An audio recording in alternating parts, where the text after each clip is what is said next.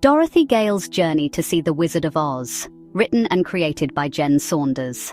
It all started when a big tornado in Kansas came. My aunt and uncle and the workers went into the shelter but could not hear me banging on the door, so I ran into the house hoping to take cover. But the tornado lifted the house with me and Toto inside, landing with a big bang. This was the day that changed everything. I'm Dorothy. Well, I was Dorothy, still am I suppose, just older now. And a bit wiser, I'd like to think. Toto, we've got to hold on. It'll be all right, boy. We'll make it through this together. Toto, I don't think we're in Kansas anymore. This place, it's like nothing I've ever seen before. You most certainly are not, my dear. And there she was, Glinda the Good Witch, floating down in a bubble as you do. I half expected her to offer me a pamphlet on magical real estate. Welcome to Oz, Dorothy. Are you a good witch or a bad witch? Oh, I'm not a witch at all. I'm Dorothy Gale from Kansas. That's when the Munchkins appeared. Imagine a village of living, breathing garden gnomes, but with better fashion sense. We thank you, Dorothy. You freed us from the Wicked Witch of the East. Oh dear, I didn't mean to kill anyone. It was an accident, truly. I hope you understand. The Munchkins see you as their hero, Dorothy. You did nothing wrong. In fact, you have freed the Munchkins from the Wicked Witch of the East. They will be forever grateful. And your friends. Just as I was wrapping my head around accidentally becoming a witch squasher, the atmosphere changed. The sky darkened and green smoke billowed around us. Who killed my sister? Was it you? No, it was an accident. I didn't mean to kill anybody. Well, my pretty, I can cause accidents too. And just like that, I found myself with a pair of sparkly new shoes and a green-skinned enemy. Talk about your unexpected wardrobe malfunctions. Keep tight inside of them, Dorothy. Their magic must be very powerful, or she wouldn't want them so badly. You stay out of this, Glinda. I'll get you, my pretty, and your little dog too. Oh, what do I do now? How can I possibly get back home? Follow the yellow brick road, Dorothy. It will lead you to the Wizard of Oz. He can help you get back home. The yellow brick road stretched out before me, a golden ribbon cutting through the heart of Oz. It promised adventure, danger, and maybe, just maybe, a way back home. Well, Toto, I guess we're off to see the wizard, the wonderful Wizard of Oz.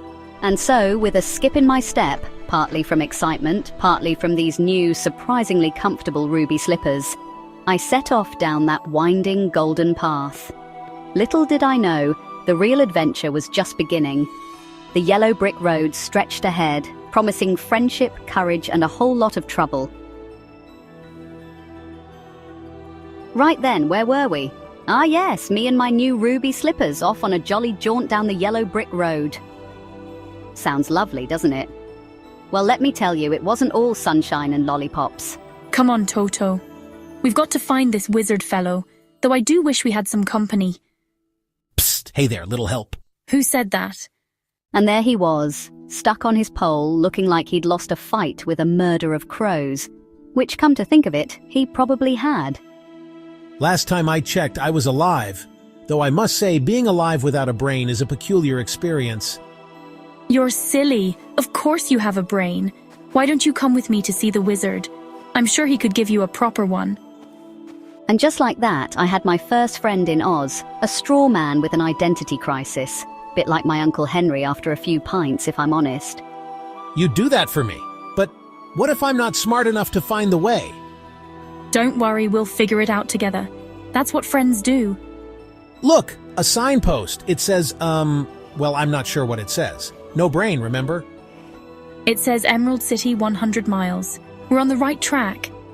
Of course our little moment of triumph couldn't last long. Not with a certain green-skinned party pooper lurking about. Enjoying your walk, my pretties? Don't get too comfortable. Oh no, it's her. Who's that? She looks like she could use a good scarecrow. Now I'd seen some nasty birds back in Kansas, but these crows looked like they'd pecked the eyes out of a statue, and they were heading straight for us. I may not have a brain, but I know what I am. You did it. You saved us. As we continued down the road, I realized something important. Maybe it wasn't about having a brain or courage or even a way home. Maybe it was about having someone by your side when things got tough. You know, I think this is the beginning of a wonderful friendship. Little did I know our little duo was about to become a trio. And let me tell you, our next friend was going to bring a whole new meaning to the phrase heart of gold. I met a Tin Woodman. He had become rusted in the forest from the rain. He needed my help, and I was happy to assist. He told me he wanted a heart, and I explained I was going to see the Great Wizard of Oz. So he said he would come along to see if the wizard could help him. And then I came across a very nervous lion. He was more like a teddy bear. He said he lacked courage and asked if he could also come with us to see the wizard. So now we were 4, not forgetting Toto. That made us become 5.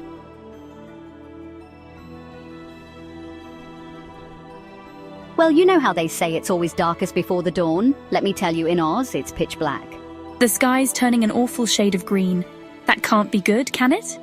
I don't like the look of those clouds. They seem unnatural. Having fun on your little trip, my pretties. Let's see how you handle a little weather, shall we? And just like that, the heavens opened up. But this wasn't your average Yorkshire drizzle. Oh no, this was full-on witch-conjured Tin Man rusting rain. Oil. I need oil. I'm rusting. Oh no, where's that oil can when you need it? I may not have a brain, but even I know this isn't normal rain. Maybe we should turn back. This journey is getting too dangerous. No, we can't give up now. We've come too far. Just when we thought things couldn't get any worse, the witch decided to up her game. And let me tell you, she had quite the imagination when it came to torments. Oh, you think a little rain is bad? Try this on for size. No, get away, get away. It's not real. It's just an illusion. You're braver than you think. Maybe the witch is right. What use am I without a brain? I can't even help my friends. That's not true. You've helped us so much already. You don't need a brain to have wisdom.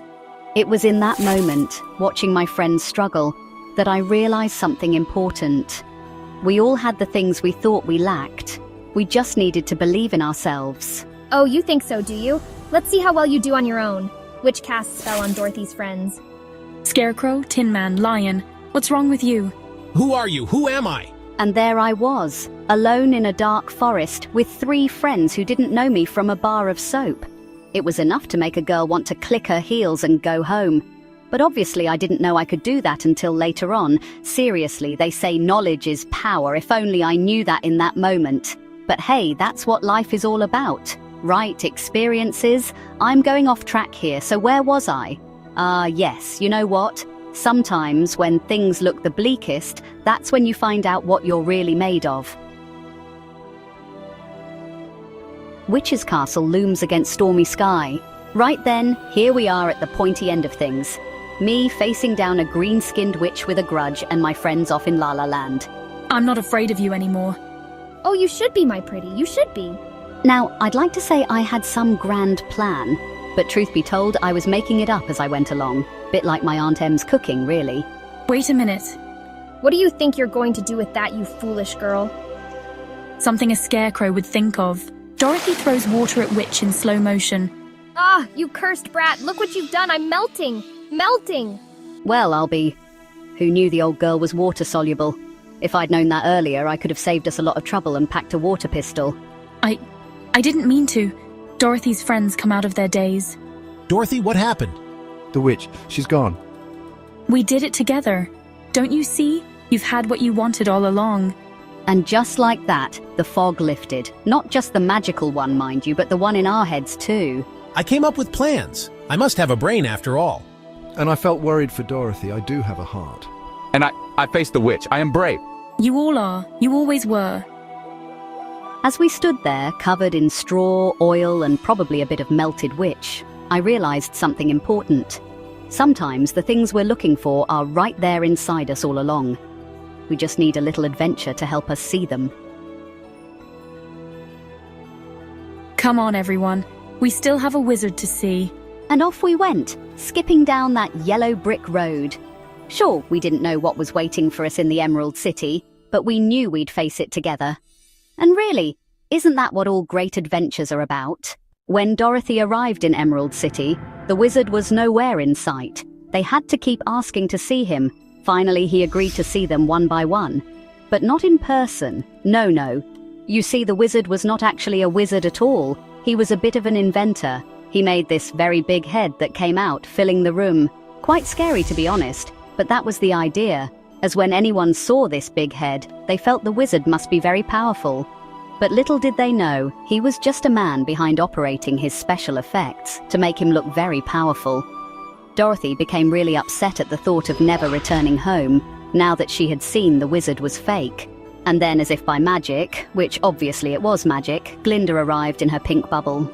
Don't cry, Dorothy. All you need to do to go home is click your heels together, saying there is no place like home 3 times. That's it, you're kidding me, right? Why did you send me to the wizard? Well, Dorothy, you learn that sometimes the answers that we are looking for are within ourselves, and that you have always had the ability to go home due to the ruby slippers that you are wearing. Why did you never tell me this before?